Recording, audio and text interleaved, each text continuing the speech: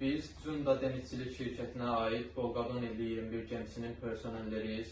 Biz bu videoyu birbirlerine karşı çıkmak için değil, kendi hakkımızı ve ailelerimizin hakkını talep etmek için çekiyoruz. Aylardır emeğimizin karşılığı olan maaşlarımızı alamıyoruz. Öncelikle şirkete resmi olarak yazılı başvuruda bulunduk ve hak ettiğimiz paramızı talep ettik. Ancak şirket bize net bir ödeme tarihi ve çözüm sunmak yerine çeşitli bahaneler söyledi. Para geldiğinde ödeyeceğiz, ne zaman olursa o zaman öderiz diye söyledi bize şirket.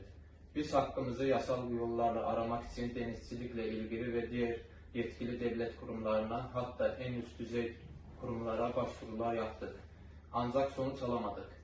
Bugün ise sesimizi basın aracılığıyla duyurmak zorunda kaldık.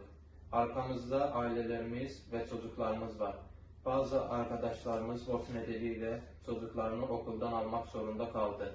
Bazı arkadaşlarımız düğünlerini, tedavilerini ve hatta hayatlarındaki önemli planlarını ertelemek zorunda kaldı. İnsanlar ailelerinin yanına dönemiyor. Gemide ise su, hijyen ve yaşam koşullarıyla ilgili ciddi sorunlar yaşıyoruz. Çöpler kötü, hijyen ve ciddi sınıf problemleri var.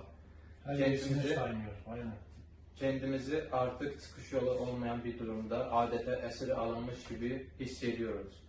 Biz kimseden merhamet istemiyoruz. Biz alın terimizin karşılığı olan, hakkımız olan maaşlarımızı istiyoruz.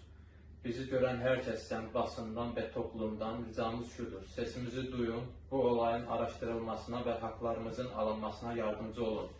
Biz sadece evimize, ailelerimizin ve çocuklarımızın yanına alın terimizin karşılığını istiyoruz.